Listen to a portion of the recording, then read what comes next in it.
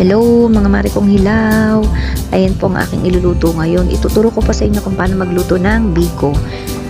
Ang ginamit ko po dyan ay 2 sachet ng Coco Mama na maliit lamang po yan mga mare kong hilaw. Tapos ay bali 1 salop o 2 kilong mahigit ng malagkit po at 1 kilong asukal po.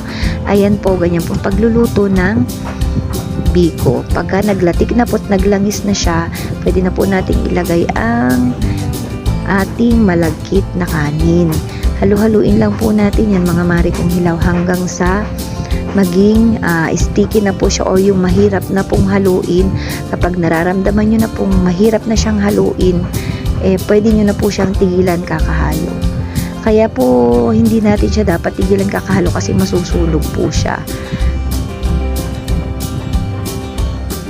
So ayan, ganyan lang po yan mga mare kong hilaw. Halu-haluin lang po natin hanggang sa makuha natin yung consistency na gusto po natin. Yung po bang parang yung mahirap na, as in yung mahirap na po siyang haluin, ganun. Mahirap na yung sobrang ano yung tawag doon mga mare kong hilaw, yung makunat na po. Ayan, o ganyan na po ang magiging kalalabasan yan mga mare kong hilaw.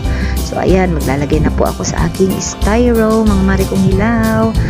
So doon po sa gusto pong gawing business ito or negosyo din po para sa mga nanay na kagaya ko, extra income po ba, pwede nyo din po itong gawing negosyo. Kung gusto nyo po ilalagay ko po sa comment section kung ano po yung mga kailangan natin kailangan para maluto po maluto po natin itong biko. Ano ba yun, ako ay nagkakandabulol po. Basta pag ako ay nabu-voice over, ako po ay nabubulol mga mare kong hilaw. Hindi ko po alam kung bakit ako ninenervyos. Wala naman akong kaharap. Ako lang mag-isa dito sa bahay namin. Ano ba yan? So ayan, ganyan lang po mga mare kong hilaw. Ayan, ganyan na po ang aking gagawin.